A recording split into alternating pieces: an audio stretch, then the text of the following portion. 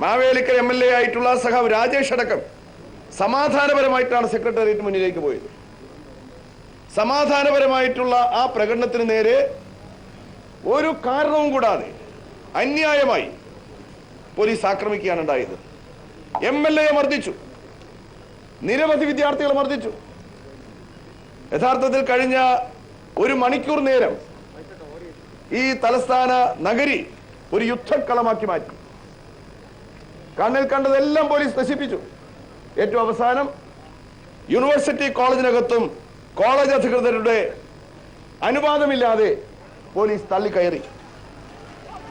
കഴിഞ്ഞ ഒരു മണിക്കൂർ നേരമായിട്ട് വലിയ വെടിയൊച്ചകളായിരുന്നു തലസ്ഥാന നഗരിയിൽ.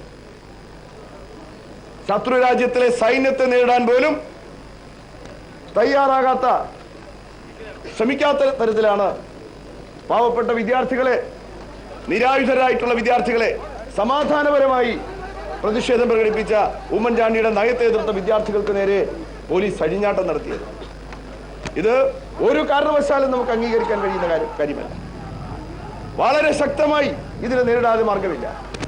പോലീസിന്റെ അഴിഞ്ഞാട്ടം ഈ തലസ്ഥാന നഗരി പലപ്പോഴും കണ്ടിട്ടുള്ളതാണ്. ഉമ്മൻചാണ്ടിയേക്കാൾ പ്രമുഖന്മാരായിട്ടുള്ള ആളുകൾ ആഭ്യന്തരമന്ത്രിയുടെ കസേരയിലിരുന്ന് വിദ്യാർത്ഥികളെ വേട്ടയാടാൻ, പൊതുസമൂഹത്തെ ആക്രമിക്കാൻ ശ്രമിച്ചിട്ടുണ്ട്. പക്ഷേ അവർക്കൊന്നും തന്നെ കേരള ചരിത്രം കൊടുത്ത സ്ഥാനം എന്ന് പറയുന്നത്, അവർക്കെല്ലാം കൊടുത്ത സ്ഥാനം എന്ന് പറയുന്നത്